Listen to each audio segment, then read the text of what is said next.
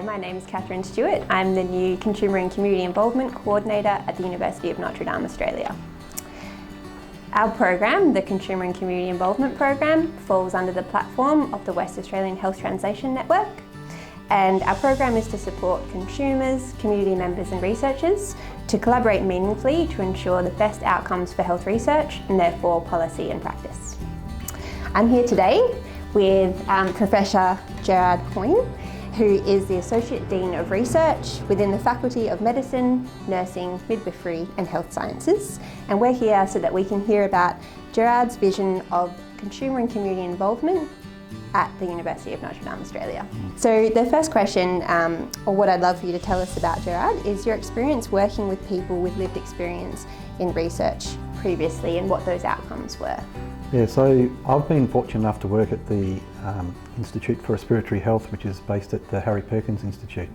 And we work in an area called pulmonary fibrosis. So this is a disease which has no cure and it also has no understanding of the mechanism of what causes it.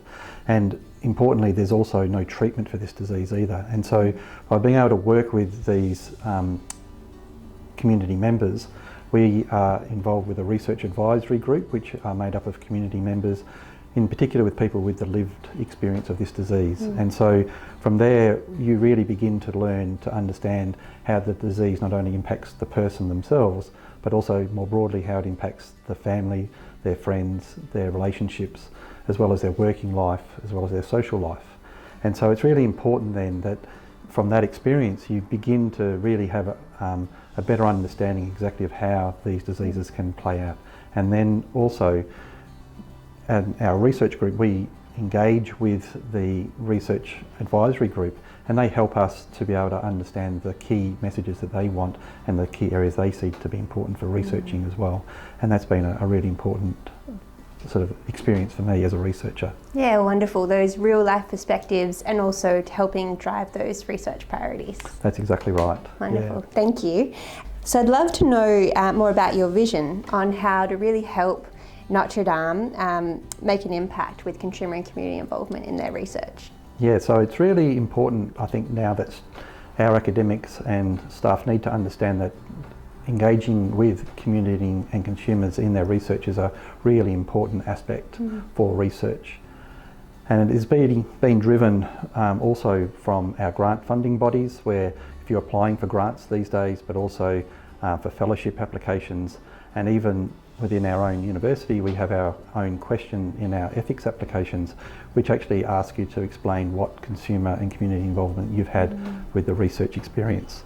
And so it's really important too then that you begin to understand what community involvement means and how it can actually enhance your research going forward as well.